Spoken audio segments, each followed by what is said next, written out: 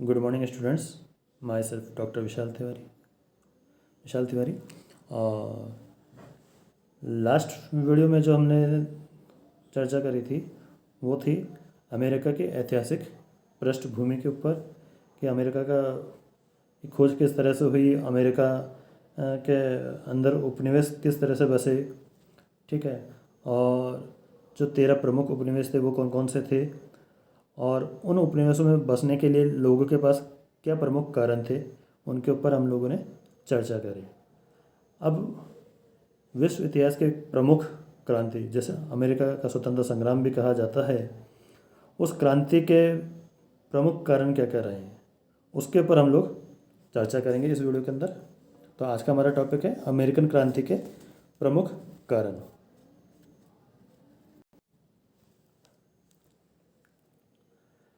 America उपनिवेशों की क्रांति विश्व इतिहास की प्रमुख घटनाओं से एक है और इतिहास में इसका अपना अलग ही एक स्थान है।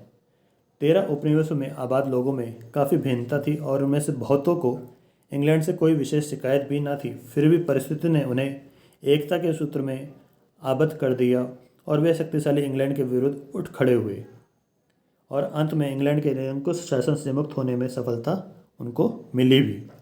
उपनिवेशों के इस असंतोष का मुख्य कारण सामान्यतः इंग्लैंड की सरकार द्वारा उपनिवेशों पर लगाए गए विभिन्न करों को बताया जाता है, परंतु इस बात से इनकार नहीं किया जा सकता कि उनके असंतोष एवं विद्रोह के मूल में अन्य और भी कई प्रमुख कारण विद्यमान थे, जिनमें पहला अगर हम बात करें कारण की,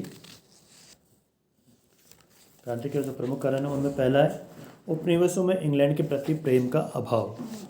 इंग्लैंड को छोड़कर अमेरिका के 13 उपनिवेशों में बसने वाले अधिकांश लोगों में इंग्लैंड के प्रति कोई विशेष प्रेम न था। जैसे कि पहले ही बताया जा चुका है, बहुत से लोग धार्मिक अत्याचारों से परेशान होकर उपनिवेशों में आकर बसे थे। ऐसे लोगों को इंग्लैंड के चर्च तथा वहाँ की सरकार से कोई विशेष सहानुभूति या प्रेम नहीं था। अंग्रेजों के अलावा अन्य यूरोपीय देशों के बहुत से लोग भी उपनिवेशों में आकर बस गए थे। उन लोगों से इंग्लैंड के लिए कोई विशेष सहानुभूति की आशा रखी भी नहीं जा सकती थी। 17वीं सदी में इंग्लैंड में सजा देकर भी अपराधी लोगों को इन बस्तियों में भेज दिया जाता था। जेल के अधिकारियों तथा जजों को प्रोत्साहित किया जाता कि अपराधियों को दंड भोगने के बजाय अमेरिका जाकर बसने का अवसर दे। ऐसे लोगों के संतानों से इंग्लैंड के लिए प्रेम की आशा करना निरर्थक था। दूसरा जिनका पॉइंट है क्रांति का प्रमुख कारण है वो है चारित्रिक भिन्नता। उपनिवेशों में रहने वाले लोगों और इंग्लैंड में रहने वाले लोगों में काफ़ी चारित्रिक भिन्नता थी। यह ठीक है कि उपनिवेशों की 90% जनसंख्या अंग्रेजों की थी, परंतु ये अंग्रेज इंग्लैंड के अंग्रेजों से भिन्न थे। इतिहासकार ट्रेवलियन ने लिखा है कि जहाँ अंग्रेज समाज पुराना था और उसमें पेचीदापन और कृत्रिमता आ चुकी थी, वहीं अमेरिकन लोग अभी नए नए और सरल थे। उन्होंने अपनी सारी पूर्व धारणाओं और रीति रिवाजों को त्याग कर एक नया जीवन अपनाया था और अब वे अमेरिकी बन गए थे। इस प्रवृत्ति को अन्य राष्ट्रीय दलों और संस्कृतियों के सम्मिश्रण से जो शासक हो रहा था और अधिक बल मिला। अंग्रेजों और अमेरिका के लोगों में धार्मिक मतभेद भी थे। उपनिवेशों के अधिकांश निवासी प्यूरिटन थे, जबकि इंग्लैंड के लोग इंग्लैंड के चर्च के अनुयायी थे। तीसरा प्रमुख कारण है उपनिवेशों का स्वतंत्रता प्रेम। उपनिवेशों में आबाद लोग इंग्लैंड के लोगों की अपेक्षा अधिक उत्साही और स्वतंत्रता प्रिय थे। उनमें जनतंत्र शासन पद्धति और स्वतंत्रता का इंग्लैंड के लोगों से भी अधिक प्रचार था। इसकी स्पष्ट झलक वर्जीनिया के प्रथम अधिकार पत्र में ही देखने को मिलती है, जिसमें जोर देकर कहा गया था कि बसने वाले को सभी स्वाधीनताएं, मताधिकार एवं रियायतें प्राप्त होंगी, ठीक उसी तरह जैसे वे इंग्लैंड में जन्म लेने पर प्राप्त करते हैं। यह एक अत्यंत ही महत्वपूर्ण बुनियादी सिद्धांत था, परंतु जब इंग्लैंड के संसद ने अमेरिकी उपनिवेशों को साम्राज्यवादी नीति के अनुरूप ढालने की ओर ध्यान दिया तो तब तक काफ़ी देर हो चुकी थी। इस समय तक बस्तियां स्वयं शक्तिशाली और संपन्न हो चुकी थी। ऐसी स्थिति में उपनिवेशी लोग भला यह कैसे गवारा कर सकते थे कि दूसरे लोग उनको यह सिखाए कि वे किस तरह अपना शासनभार संभाले, और वे किसी भी कीमत पर अपनी स्वतंत्रता को त्यागने के लिए तैयार नहीं थे। चौथा जो पॉइंट है उनका है, जो अपना कारण है उसमें स्वतंत्रता संग्राम का, क्रांति का, दोषपूर्ण शासन व्यवस्था। उपनिवेशों की शासन व्यवस्था भी संतोषजनक न थी और उसमें कई प्रकार के दोष विद्यमान थे। शासन व्यवस्था के 3 प्रमुख अंग थे। पहला गवर्नर, दूसरा गवर्नर के कार्यकारिणी समिति और तीसरा विधायक सदन अथवा असेंबली। गवर्नर और उसकी कार्यकारिणी समिति सम्राट के अंतर्गत थी और वे विधायक सदन के प्रति उत्तरदायी नहीं होते थे। विधायक सदन में जनता द्वारा निर्वाचित प्रतिनिधि होते थे। कानून निर्माण और कर लगाने का अधिकार विधायक सदनों के हाथों में था। ऐसी स्थिति में गवर्नरों के लिए जनता के प्रतिनिधियों का विरोध करना बहुत ही कठिन काम था। इसका एक अन्य कारण भी था। शासन कार्य चलाने वालों गवर्नर सहित सभी लोगों का वेतन तय करने का अधिकार भी विधायक सदनों के पास था और कभी कभी वे अपने इच्छानुसार किसी भी गवर्नर अथवा जज के वेतन की धनराशि की मांग को अस्वीकृत कर देते थे अथवा उसमें कमी कर देते थे। उपनिवेशों के विधायक सदनों का यह रवैया इंग्लैंड की सरकार को बहुत बुरा लगता था, क्योंकि इसमें गवर्नरों और जजों की महानता हादिनी तो होती ही थी, अपितु उनके अधिकार प्रयोग पर भी बंधन लग जाता था और ये अधिकारी अपने आप को स्वतंत्रतापूर्वक काम करने में असमर्थ पाते। इससे स्पष्ट है कि गवर्नर का उत्तरदायित्व तो था, परंतु उसके अधिकार सीमित थे। दूसरी तरफ विधायक सदनों को अधिकार प्राप्त थे, परंतु उत्तरदायित्व का अभाव था। इस प्रकार शासक और शासित वर्ग दोनों ही एक दूसरे से असंतुष्ट थे और दोनों के संबंध तनावपूर्ण बने हुए थे। पांचवा जो कारण है वह है उपनिवेशों की उपयोगिता। ये एक भ्रांत धारणा थी, ठीक है। उपनिवेशों की स्थापना तथा उनकी उपयोगिता के संबंध में इंग्लैंड की सरकार तथा आम जनता एक भ्रांत धारणा से ग्रस्त थी। उनका मानना था कि उपनिवेश इंग्लैंड को लाभ पहुंचाने के लिए हैं और इसी आधार पर वे उपनिवेशों का आर्थिक शोषण करना चाहते थे। इंग्लैंड के लोगों का मानना था कि जिस प्रकार बौद्धिक एवं सामाजिक परंपराओं में उपनिवेश इंग्लैंड के अधीन समझना चाहिए, परंतु उपनिवेश ही इस प्रकार के विचारों को अधिक समय तक सहन करने को तैयार नहीं थे। वे अपने व्यवसाय तथा उद्योग का स्वयं ही प्रसार करना चाहते थे। इंग्लैंड के हितों की वृद्धि करने में उनकी रुचि नहीं थी। उनका कहना था कि क्या उन्होंने बाहुबल से उपनिवेशों की स्थापना नहीं की, क्या उन्होंने अपने ही कठिन परिश्रम से घने जंगलों तथा बेड़ों को साफ नहीं किया, क्या उन्होंने स्वयं ही अपनी शासन व्यवस्था का निर्माण नहीं किया था। वे ये मानते थे कि इंग्लैंड ने कई बार उनको खतरों से बचाया था, परंतु इसकी कीमत परतंत्रता नहीं थी। दूसरी तरफ इंग्लैंड का शासन वर्ग यह चाहता था कि उपनिवेश उसकी धन एवं सत्ता की वृद्धि में सहयोग देते रहे। वस्तुतः अंग्रेज सामंतों और उनके परिवारजनों और कृपापात्रों को अमेरिकी उपनिवेशों में बड़ी बड़ी नौकरियां मिलती थी। सम्राट की तरफ से उनको भूमि के विशाल क्षेत्रों के आज्ञापत्र मिलते रहते थे। अंग्रेज व्यापारियों की लोभपूर्ण दृष्टि भी अमेरिका के उपजाऊ कृषि क्षेत्र और कच्चे माल पर टिकी हुई थी। इसलिए अंग्रेज शासन अमेरिकी व्यवसाय और व्यापार को अपने हित में मोड़ने के लिए सदैव प्रयत्नशील रहता था। अंग्रेज ये समझ नहीं पाए कि उपनिवेशियों और उनके हित एक समान नहीं है और उपनिवेशी उनसे रुष्ट हो चुके हैं।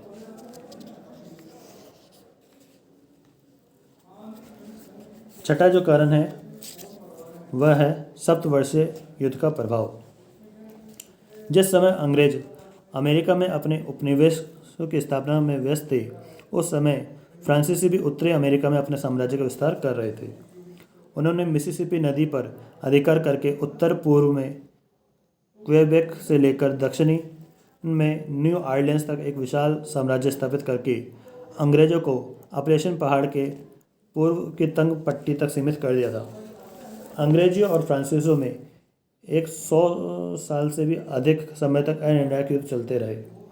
1757 से 1763 ईस्वी के मध्य दोनों में सप्तवर्षीय युद्ध छिड़ गया। युद्ध की शुरुआत यूरोप से हुई थी, परंतु अमेरिका में भी उतनी ही भयंकरता से लड़ा गया। अमेरिका के अंग्रेजी उपनिवेशों ने सब मिलाकर युद्ध के लिए इंग्लैंड को कोई विशेष सहायता नहीं दी। फिर भी इंग्लैंड को निर्णायक सफलता मिली और उत्तरी अमेरिका का विस्तृत फ्रांसीसी साम्राज्य इंग्लैंड के अधिकार में आ गया। सप्तवर्षीय युद्ध के दूरगामी परिणाम निकले। अब तक अमेरिका के उपनिवेश इंग्लैंड के साथ इसलिए लटक के चले आ रहे थे कि उन्हें कनाडा में रहने वाले फ्रांसीसी से हमेशा आक्रमण का भय बना रहता था और उन्हें अपनी सुरक्षा के लिए इंग्लैंड पर आश्रित रहना पड़ता था। परंतु सप्तवर्षीय युद्ध में फ्रांसीसी शक्ति का अंत हो गया और उसके साथ ही फ्रांसीसियों के आक्रमण का भय भी जाता रहा। इसलिए अंग्रेज बस्तियों ने अनुभव किया कि अब इंग्लैंड के साथ चिपटे रहने से उन्हें कोई लाभ नहीं है। अतः सप्तवर्षीय युद्ध के बाद बस्तियों के रुख में एकदम परिवर्तन आ गया और उन्होंने इंग्लैंड की शक्ति की अवहेलना करनी शुरू कर दी। इस संघर्ष में भाग लेकर अमेरिकी लोगों ने अंतरोपनिवेशिक सहयोग के संबंध में बहुत कुछ सीख लिया कि किस प्रकार सेनाएं और साधन संगठित करके एक सह उद्देश्य के लिए युद्ध किया जा सकता है। पृथक पृथक शासन वाले 13 विभिन्न राज्यों में एकता पैदा करने में अभी कुछ वर्ष का समय चाहिए था, परंतु इस ओर एक बड़ा कदम इस प्रकार उठ गया। इस युद्ध का एक परिणाम यह भी हुआ कि उपनिवेशों को अपनी शक्ति का अनुभव हुआ। अमेरिका के भद्दे सैनिकों पर ब्रिटिश कितना भी नाक भौं क्यों न चढ़ाए, ये एक सत्य है कि औपनिवेशिक सेनाओं ने प्रत्येक युद्ध में सुशिक्षित ब्रिटिश सैनिकों के साथ साथ बड़ी योग्यता से काम किया था। अंत में इस युद्ध के परिणाम स्वरूप इंग्लैंड की आर्थिक स्थिति डगमगा उठी थी और नवविजित क्षेत्र को लेकर भी समस्या उठ खड़ी हुई थी। ठीक है, नेक्स्ट जो अपना कारण है वो है नवविजित क्षेत्र की समस्या। सप्तवर्षीय युद्ध में फ्रांस के पराजय के बाद उत्तरी अमेरिका का समूचा फ्रेंच क्षेत्र इंग्लैंड में के अधिकार में आ गया। इस क्षेत्र में मुख्यतः कैथोलिक, फ्रांसीसी और आदिवासी रेड इंडियंस बसे हुए थे। अतः इंग्लैंड के सामने एक ऐसी नीति अपनाने की आवश्यकता आ पड़ी जिससे कि फ्रांसीसियों और रेड इंडियनों में आत्मविश्वास पैदा किया जा सके और साथ ही उनकी सुरक्षा की व्यवस्था भी की जा सके। उत्तरी अमेरिका के रेड इंडियनों को शुरू से ही अंग्रेजों से घृणा थी। वे फ्रांसीसियों को अधिक पसंद करते थे। दूसरी तरफ उपनिवेशी इस विशाल विजित क्षेत्र में अपने तीव्र गति से बढ़ती हुई जनसंख्या के साथ स्वयं लाभ उठाने पर तुले हुए थे। इस प्रकार यहाँ इंग्लैंड की सरकार का उपनिवेशों के साथ स्वार्थ से संघर्ष हो गया। नई भूमि की आवश्यकता के कारण विभिन्न उपनिवेशों ने यह दावा किया कि पश्चिम में मिसिसिपी नदी तक अपनी सीमा बढ़ाने का उन्हें अधिकार है। इंग्लैंड की सरकार को यह भय था कि उपनिवेशों के नए क्षेत्र में जाकर बसने से वहाँ के मूल निवासियों, खासतौर से रेड इंडियन के साथ कहीं युद्ध का सिलसिला न आरंभ हो जाए। अतः वह चाहती थी कि रेड इंडियनों को शांत होने के लिए थोड़ा समय देना चाहिए और उपनिवेशों के मध्य भूमि वितरण का काम धीरे धीरे होना चाहिए। इसलिए 1763 ईस्वी में एक शाही घोषणा द्वारा एलेग्नीज, फ्लोरिडा, मिसिसिपी और क्वेबेक के बीच का समूचा क्षेत्र रेड इंडियनों के लिए सुरक्षित कर देगा। इससे उपनिवेशों का पश्चिम की ओर प्रसार रुक गया और वह अपनी सरकार को अपना शत्रु समझने लगे। अब जो एक महत्वपूर्ण कारण अमेरिकी क्रांति का था वह था नई आर्थिक नीति। सप्तवर्षीय युद्ध में इंग्लैंड ने अपने उपनिवेशों को बचाने के लिए बहुत धन खर्च किया था, जिससे उसकी आर्थिक स्थिति डगमगाने लगी थी। अंग्रेज राजनीतिज्ञों का मानना था कि चूंकि यह धन उपनिवेशों की रक्षा के लिए व्यय किया गया है, अतः उपनिवेशों को इंग्लैंड के आर्थिक संकट को दूर करने में हिस्सा बटाना चाहिए। परंतु उपनिवेशों ने इस साम्राज्य विस्तार के लिए लड़ा गया युद्ध मानकर सहयोग देने से इनकार कर दिया। इतना ही नहीं, उपनिवेशों ने भविष्य में भी बस्तियों की रक्षा के लिए खर्च होने वाले धन में भी अपना हिस्सा देने से इनकार कर दिया। तो उन्होंने जो फिर अंग्रेजों ने अपनी नई नीति जो बनाई उसमें था पहला शुगर एक्ट। युद्ध के अंतिम दिनों में इंग्लैंड की राजनीति में परिवर्तन आ गया। जॉर्ज तृतीय के राजा बनने के एक वर्ष के भीतर ही पिट को प्रधानमंत्री का पद छोड़ना पड़ा और ग्रेनेविल नया प्रधानमंत्री बना। ग्रेनेविल और उसके शांति मंत्री टाउनशेंड ने यह तय किया कि उपनिवेशों में अधिक जागरूक शासन की व्यवस्था करनी चाहिए और उपनिवेशों से शासन व्यय के साथ साथ संरक्षण व्यय भी वसूल किया जाना चाहिए। इसके लिए 2 उपाय सोचे गए। पहला, नाविक और व्यापारिक नियमों का कड़ाई से पालन करवाना और दूसरा, अमेरिकी व्यापार और उद्यम से संबंधित नए कानून बनाना। नई व्यवस्था आरंभ करने में पहला कदम 1764 ईस्वी में शुगर एक्ट था, जिसका ध्येय व्यापार को नियंत्रित किए बिना आय बढ़ाना था। यह पुराने मॉलसेज एक्ट का ही संशोधित रूप था। संशोधित शुगर एक्ट के अनुसार विदेशी रम का आयात बंद कर दिया गया और सभी स्थानों से धीरे आय सिरे पर साधारण कर लगा दिया और शराब, रेशम, कॉफ़ी तथा अनेक विलास सामग्रियों पर भी कर लगा दिया गया। इसको कड़ाई से लागू करने के लिए सीमा शुल्क अधिकारियों को यह आदेश दिया गया कि वह अधिक दृढ़ता से काम करें। अमेरिकी समुद्र में स्थित ब्रिटिश युद्धपोतों को कहा गया कि वे तस्कर व्यापारियों को पकड़ लें और शाही अधिकारियों को रिट्स ऑफ असिस्टेंस विस्तृत अधिकारों के वारंट द्वारा संदिग्ध स्थानों की तलाशी लेने का अधिकार दे दिया गया। उपनिवेशों के लिए इस नियम की व्यापकता तथा इसके पालन के लिए उठाए गए कदम दोनों ही असंतोषजनक थे, क्योंकि उनसे उनके आर्थिक हितों को नुकसान पहुंच रहा था। एक पीढ़ी से भी अधिक समय तक न्यू इंग्लैंड वाले अपने रम की भट्टियों के लिए अधिकांश शीरा फ्रांसीसी और डच पश्चिमी द्वीप समूह से बिना किसी आयात करके मंगाते थे।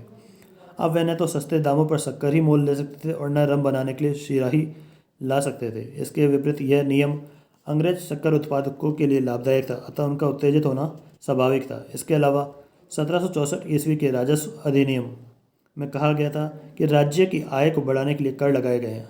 कर लगाने का नया अधिकार शीघ्र ही विवाद का विषय बन गया। दूसरा है करेंसी एक्ट। उसी वर्ष इंग्लैंड की संसद ने एक मुद्रा कानून पास किया। इसके अनुसार राजा के किसी भी उपनिवेश में भविष्य में जारी की गई कोई हुंडी वैध नहीं मानी जानी थी। हुआ यह कि बहुत से उपनिवेशी नगद रुपये के स्थान पर कागज के नोट छापकर अपने ऋण का भुगतान करते थे। इससे इंग्लैंड के आर्थिक हितों को हानि पहुंचती थी। नए कानून के उपनिवेशों का आर्थिक बोझ बढ़ा दिया क्योंकि उनके पास नगद रुपयों की कमी थी। 1765 ईस्वी में बिलेटिंग एक्ट पास किया गया, जिसके अनुसार उपनिवेश को राज के सैनिकों को निवास स्थान तथा आवश्यक सामग्री देने को कहा गया। उपनिवेशों के लिए यह कानून भी अपमानजनक तथा आपत्तिजनक था। तीसरा था स्टाम्प एक्ट।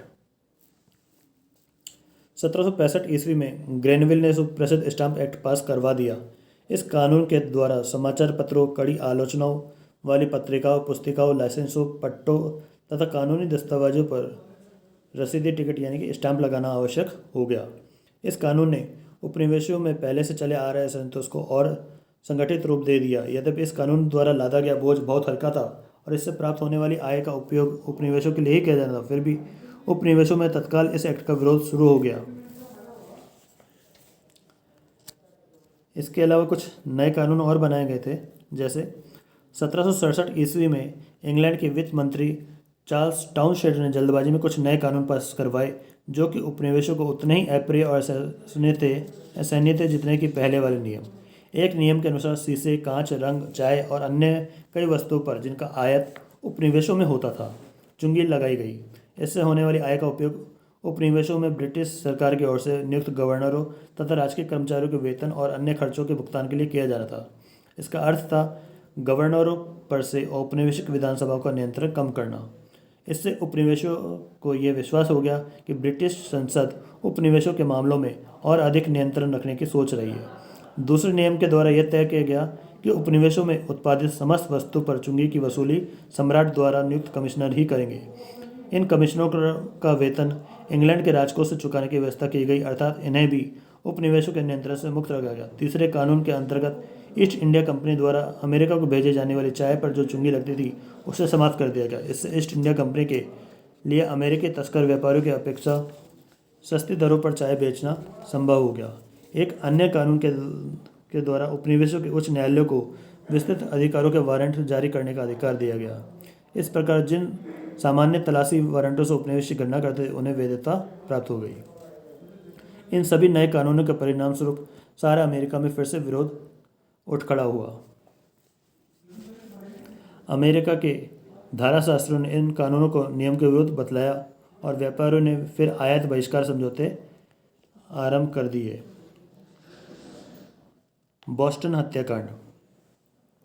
बॉस्टन में ब्रिटिश सैनिकों की उपस्थिति ने उपद्रवकारियों को और भी अधिक उत्तेजित कर दिया। जून 1767 ईस्वी में ब्रिटिश संसद ने एक और कठोर कदम उठाया। उसने न्यूयॉर्क की विधानसभा को इसलिए निलंबित कर दिया कि अंग्रेज सैनिकों के आवास की संतोषजनक व्यवस्था नहीं कर पाई थी। यह कदम उपनिवेशों के स्वाधीनता के मूल तत्वों पर कुठाराघात था। अतः दोनों पक्षों के मध्य असंतोष बढ़ता गया और अंत में 5 मार्च 1770 ईस्वी के दिन बॉस्टन नगर में 7 अंग्रेज सैनिकों और नगरवासियों के बीच झगड़ा हो गया। पहले तो इस झगड़े में बर्फ और मुक्कों से काम लिया गया, परंतु अंत में घबराए हुए ब्रिटिश सिपाहियों ने गोली चला दी। इसमें 3 नागरिक मारे गए। उपनिवेशों के उपद्रवकारियों को इंग्लैंड के विरुद्ध भड़काने वाले आंदोलन में इसने बहुमूल्य सहयोग मिला। एक अमेरिकी इतिहासकार ने लिखा है कि इस घटना को बॉस्टन हत्याकांड की संज्ञा देकर इसे नाटकीय ढंग से ब्रिटिश हृदयहीनता और नृशंसता के प्रमाण के रूप में चित्रित किया गया, जिसका बहुत अनुकूल प्रभाव पड़ा। अमेरिका और अंग्रेज व्यापारियों के विरोध के सामने ब्रिटिश संसद ने झुकना ही अच्छा समझा और इस अधिनियम को संशोधित कर दिया। संशोधन के अनुसार चाय के अतिरिक्त अन्य सभी वस्तुओं पर से टाउन शेड शुल्क को हटा दिया गया। चाय कर भी जॉर्ज तृतीय के विशेष जोर देने पर रखा गया। उसका मानना था कि अधिकार की रक्षा के लिए एक कर तो रहना ही चाहिए। जो भी इससे काफ़ी शांति हो गई। नौवां जो कारण है वह है देशभक्तों का आंदोलन, यानी इसमें प्रमुख था बॉस्टन टी पार्टी। टाउनशेड शुल्कों का हटा लिए जाने के बाद उपनिवेशों में आंतरिक मतभेद पैदा हो गए। अभी भी अमेरिका में इंग्लैंड के प्रति काफ़ी सद्भावना थी, विशेषकर धनिक वर्गों में। वे स्वतंत्रता के समर्थकों की ओर से कराए गए दंगों तथा बहिष्कार के विरुद्ध, क्योंकि गड़बड़ से व्यापार को हानि पहुंचती थी। साधारण अमेरिका को भी इंग्लैंड से पूर्ण स्वाधीन हो जाने की अधिक इच्छा नहीं थी। वह तो केवल ये चाहता था कि अपने खेत या दुकान पर आज़ादी से काम करे और शांति से अपना जीवन निर्वाह करे। परंतु देशभक्तों तथा अतिवादियों का एक छोटा सा वर्ग विवाद को जीवित रखने के पक्ष में था। उनका कहना था कि जब तक चाय कर रहेगा, उपनिवेशों पर इंग्लैंड की संसद के अधिकार का सिद्धांत भी बना रहेगा और इसकी आड़ में भविष्य में कभी भी इस सिद्धांत का पूर्ण प्रयोग किया जा सकेगा। अतः उपनिवेशों की स्वतंत्रता के लिए यह घातक सिद्धांत का डटकर विरोध किया जाना चाहिए। संयोग से उग्रवादियों को सैमुअल एडम्स जैसा आदर्श नेता मिल गया। उसमें साहस और कुशल बुद्धि भी थी। उसकी वाक्य शैली सुस्पष्ट और निष्कपट थी। उसको एक सबल राजनीतिक दल का समर्थन भी प्राप्त हुआ। उसका मुख्य ध्येय अमेरिकी लोगों को अपने महत्व का आभास कराना और उन्हें आंदोलन के लिए जागृत करना था। इसके लिए उसने लेखों तथा भाषणों का सहारा लिया और पत्र व्यवहार समितियों की स्थापना की। ऐसे ही समय में इंग्लैंड की सरकार ने एक और भारी भूल ने असंतोष की ज्वाला को पुनः प्रज्वलित कर दिया। इंग्लैंड की शक्तिशाली ईस्ट इंडिया कंपनी की आर्थिक दशा इस समय संकटापन्न हो गई थी।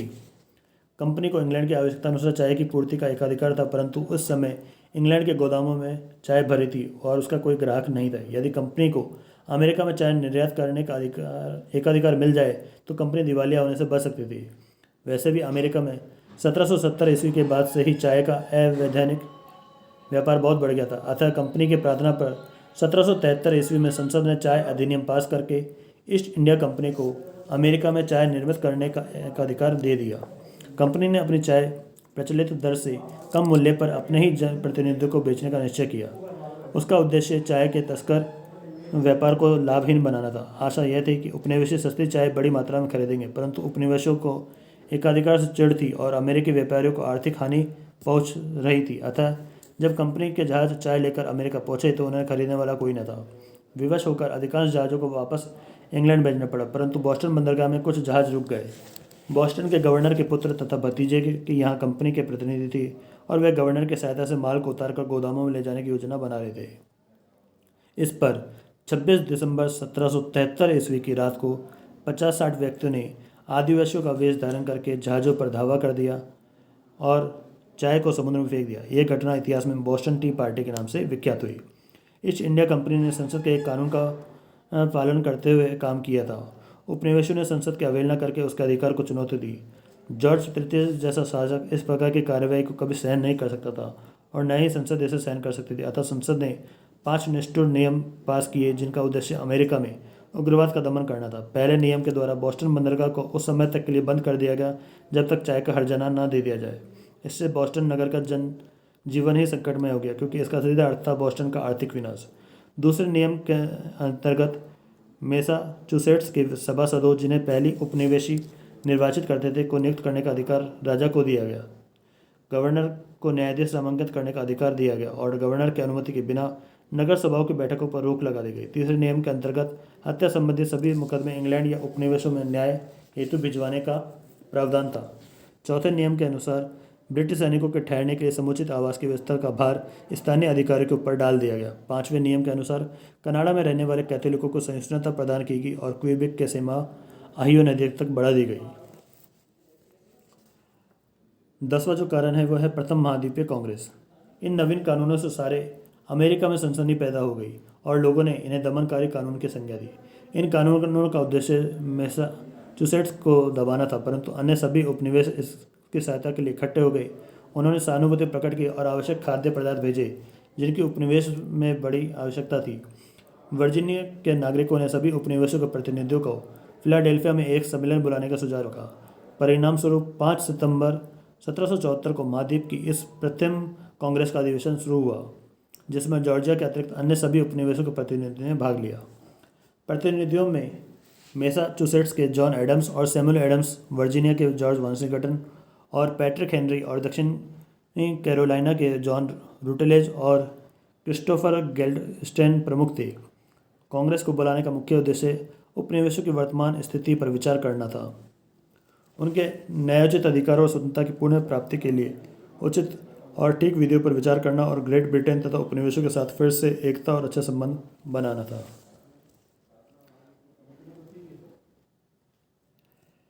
परंतु इस स्थिति में कोई सुधार नहीं हुआ। मैसाचुसेट्स में तनाव जोरों पर था। वहाँ के स्वयंसेवकों ने कनकार्ड में गोला बारूद का संग्रह किया। 19 अप्रैल 1775 को जनरल गेज ने इस युद्ध सामग्री के संग्रह करने पर जॉन हैनकॉक और सैमुअल एडम्स को गिरफ्तार करने की आज्ञा दी। स्वयंसेवकों की एक छोटी सी टुकड़ी लेक्स्टन गांव के पास ब्रिटिश सेना का मार्ग रोकने का विफल प्रयास किया गया। इस प्रयास में 8 स्वयंसेवक मारे गए। इसकी सूचना तत्काल सभी उपनिवेश में फैल गई। कनकार्ड से वापस लौटते अंग्रेज सेना को हजारों स्वयंसेवकों से टक्कर लेनी पड़ी और उनके बहुत से सैनिक मारे गए। 11वां जो कारण है वह है द्वितीय महाद्वीपीय कांग्रेस। लेक्सिंगटन और कनकार्ड की घटनाओं ने स्वतंत्रता संघर्ष का बिगुल बजा दिया और ऐसी ही अनिश्चितता में 10 मई 1775 को फिलाडेल्फिया में द्वितीय महाद्वीपीय कांग्रेस की बैठक हुई। बॉस्टन के एक धनी व्यापारी जॉन हैनकॉक ने कांग्रेस की अध्यक्षता की। थॉमस जेफरसन और बेंजामिन फ्रैंकलिन जैसे महान नेता भी उपस्थित थे। काफ़ी वाद विवाद के बाद यह घोषणा पत्र तैयार किया गया कि हमारा उद्देश्य न्याय संगत है, हमारी एकता संपूर्ण है, हमारे आंतरिक साधन बहुत है और यदि आवश्यकता पड़ी तो विदेशी सहायता निसंदेह लभ्य है। जो शस्त्र हमारे शत्रुओं ने हमें उठाने के लिए विवश किया है उन्हें हम अपनी स्वतंत्रता के लिए रक्षा के लिए प्रयुक्त करेंगे। हम दास होने की अपेक्षा स्वतंत्र होकर मरने का एक मत से संकल्प कर चुके हैं। इस घोषणा के बाद कांग्रेस ने सेना खड़ी करने की योजना पर अमल शुरू कर दिया और जॉर्ज वाशिंगटन को प्रधान सेनापति बना दिया। दूसरी तरफ जॉर्ज तृतीय तथा ब्रिटिश संसद ने उपनिवेशकों की ओर से की गई प्रार्थनाओं पर कोई ध्यान नहीं दिएगा। 23 अगस्त 1775 ईस्वी को जॉर्ज तृतीय ने एक घोषणा जारी की करके अमेरिकी उपनिवेशों को विद्रोही घोषित कर दिया। इस प्रकार अमेरिकी स्वतंत्रता संघर्ष का सूत्रपात हो गया।